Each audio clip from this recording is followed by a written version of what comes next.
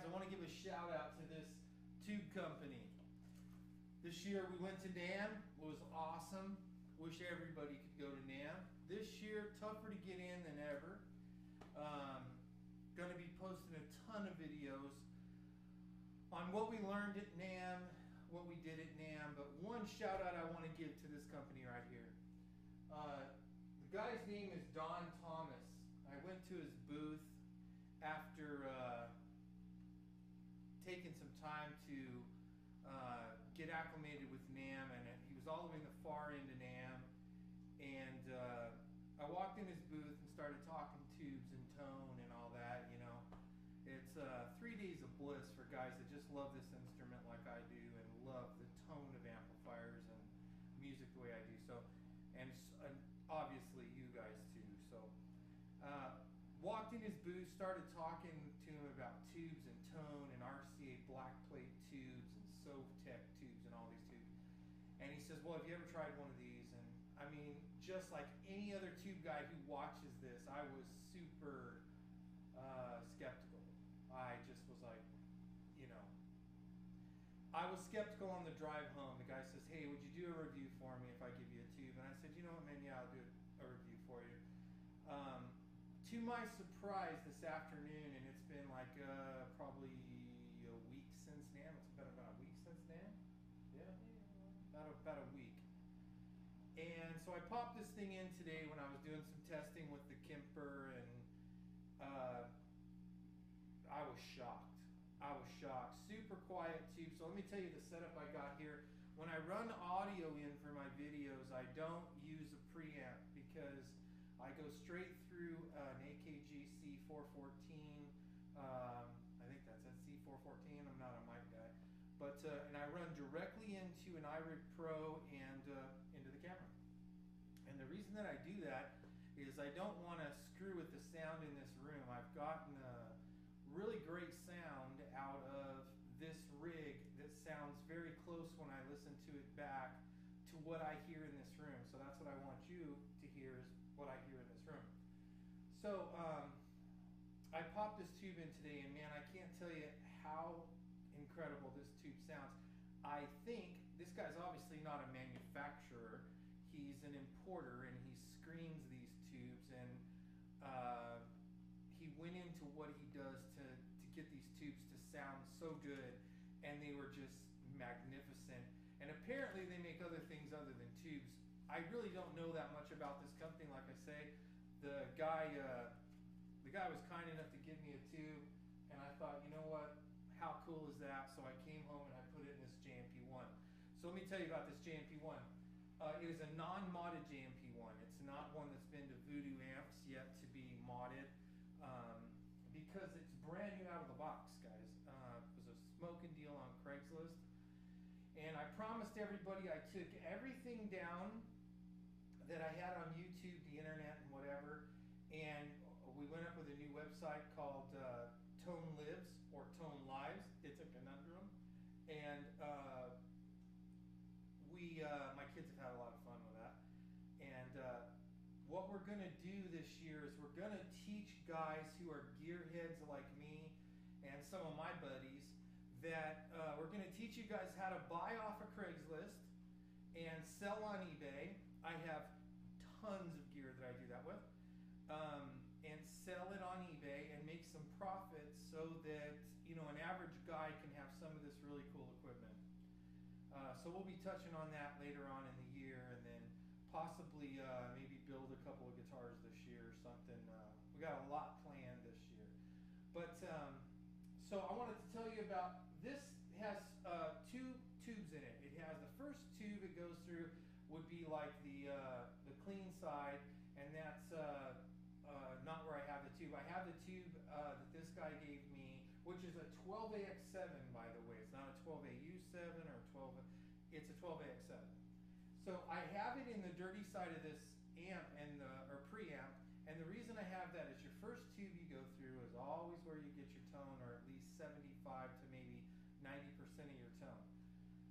In the 9200, I have Wathen, original Wathen from like the 80s, gold grids. They're on eBay right now for I think $80. Smoking by, man, smoking by, they sound killer.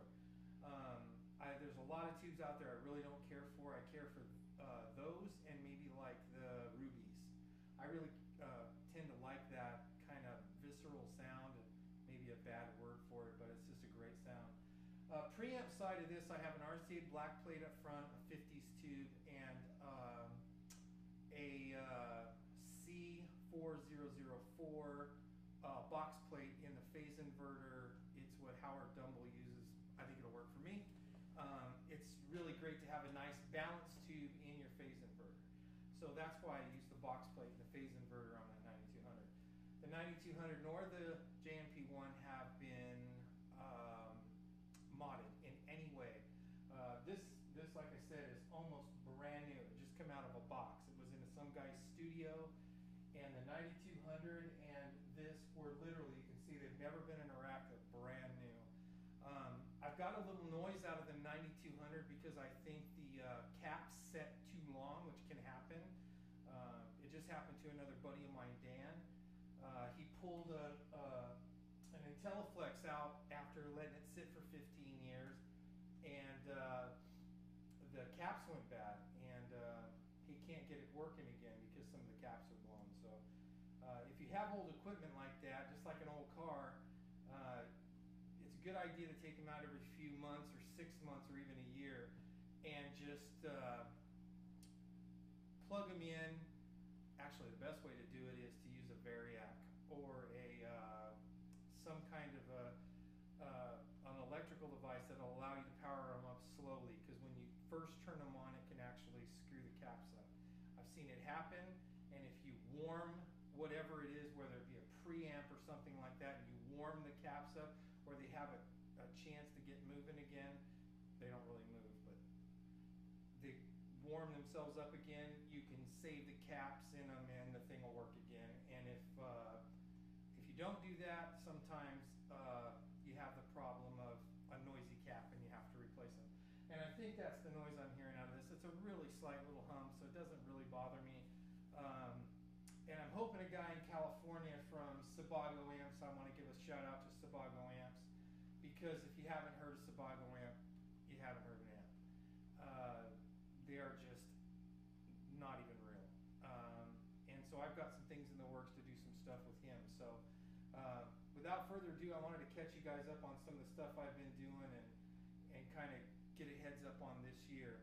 So I was very skeptical about this tube when I put it in, and after I put it in and let it warm up for about 3 hours and settle in a little bit, it just sounds amazing. It sounds very RCA-ish. Not maybe on the bottom end. I like to do an honest opinion of what I think, and the bottom end is a little crispier, let's say, maybe than the RCA Blackplate. So I'll let you hear that.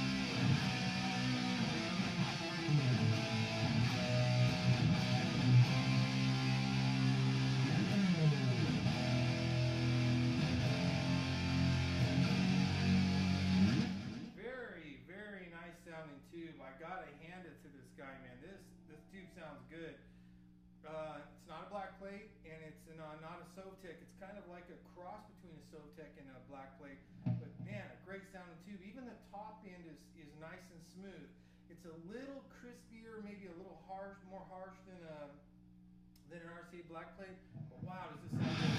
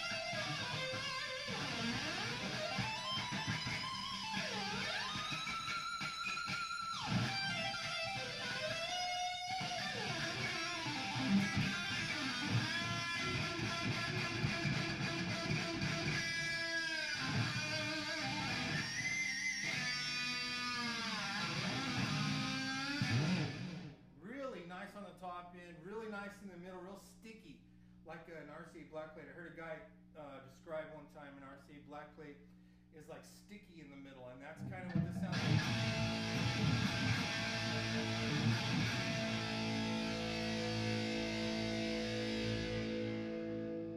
Turn his gain down a little bit, clean it up.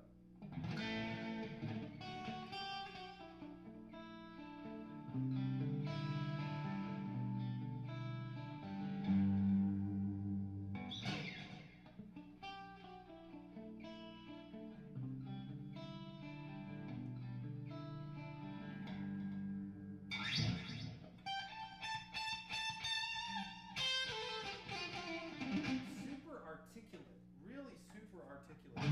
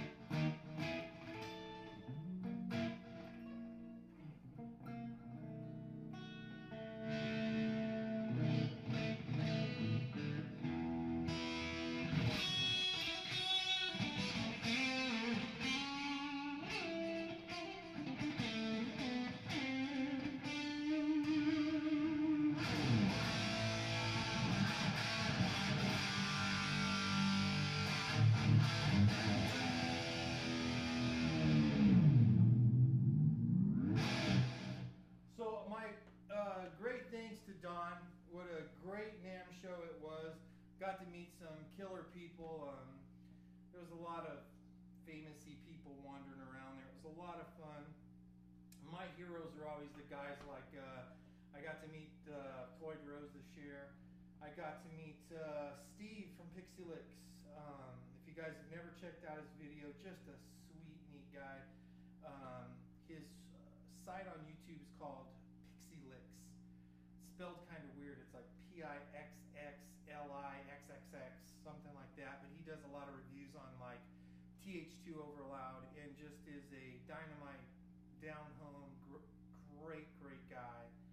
So lots more to come. Lots more happened at NAMM this year that was just really awesome. But to this fine dude here with I think it's Wathen. I can't pronounce it. You guys can find it on the internet. Once again, I'll give you that right there. This is the box he gave me, and it's a 12AX7, and it's Don Thomas. Give him a call. I'm sure he's got a website there. As a matter of fact, it's like www.wathenspeakers.com. So wathenspeakers.com. And like I say, just a killer, great guy. Love all you guys out there in the music world. Just a great group of individuals. Just such a great show, and it's just wonderful to be around nice people. So as you go by your life tomorrow, see if you can reach out and touch somebody's life and help a kid. If you can't help a kid, find somebody to do something for nice tomorrow. It's good for your life.